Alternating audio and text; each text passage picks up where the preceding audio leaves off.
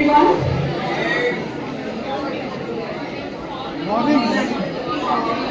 Good morning, everyone. Chhatrapati Shivaji Raja Bhosle, the bravest warrior king of Maharashtra, is well known in the history of our country. Right from his childhood, with the teachings of his mother Jijamata, training by his teachers, and help of a handful of Maratha soldiers, he established the Maratha Empire's Swarajya at a very young age. He built forts like Raigad and Sivagarh on hilly terrains. He made forts like Janjira and Murud in the deep seas. Despite the paucity of a large army, he showed strategic brilliance by using guerrilla tactics, which were known as Ganimi Kawa, against the wars with the large organized armies of the invaders.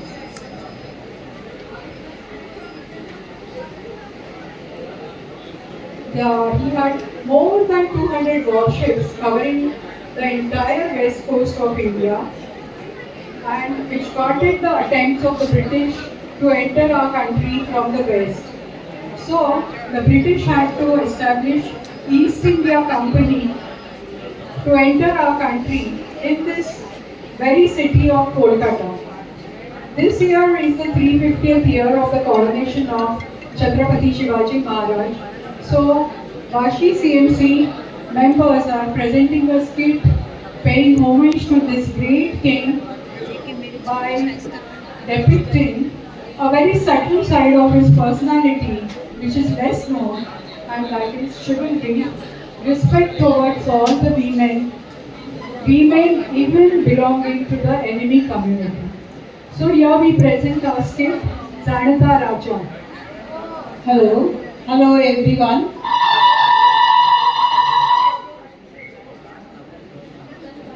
We welcome you all on behalf of Vashi Chai Masti Center.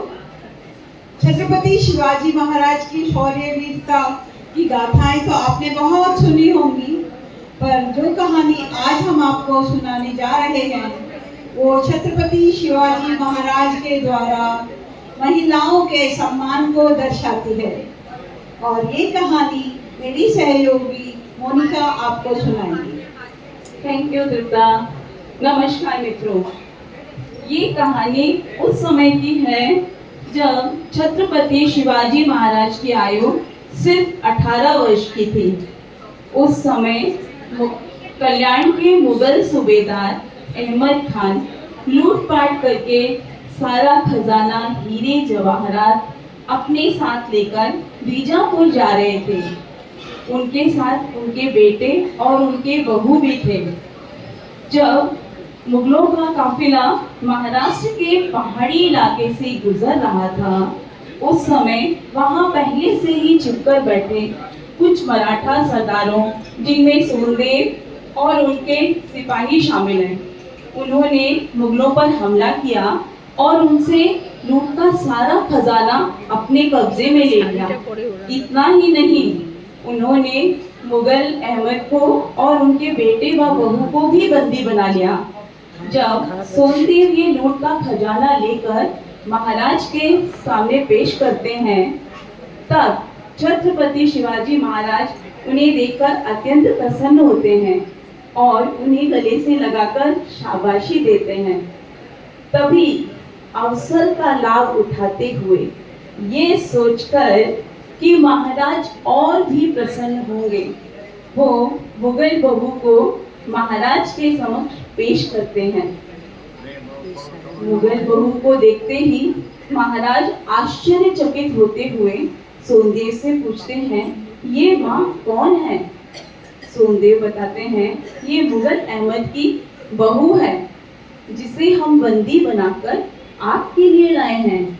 इतना सुनते ही महाराज अत्यंत क्रोधित होते हुए कठोर स्वर में बोल उठते हैं, हर औरत माँ के समान होती है। कोई भी बदला किसी भी महिला पर अत्याचार करके नहीं लिया जा सकता। इसके बाद महाराज मुगल बहू से क्षमा मांगते हुए कहते हैं, माँ मैं शिवा सोमदेव की इस गुस्ताखी के लिए आपसे माफी मांगता हूँ। आप हमें माफ कर दें।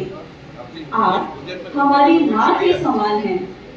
हमारी माँ जो पहले से ही विद्वान और सुशील तो है ही, पर आपके जितने सुंदर होती तो आज हम भी इतने ही सुंदर होते।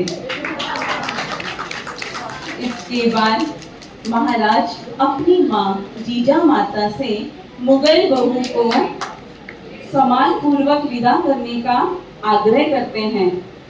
जीजा माता के आदेश पर मुगल बहू का सम्मान किया जाता है।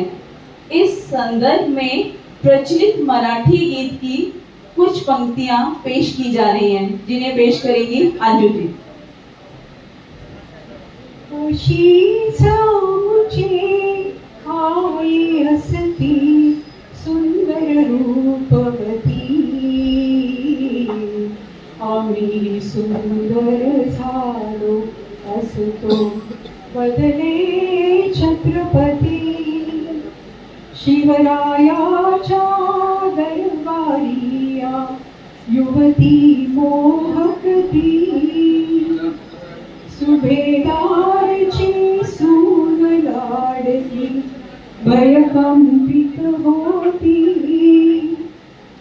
शब्द ऐकता चकित झाली हरिणी समतीरती, हो अशी सोमची आई असती सुंदर रूपवती, वाह वाह वाह वाह बदले छत्रपति।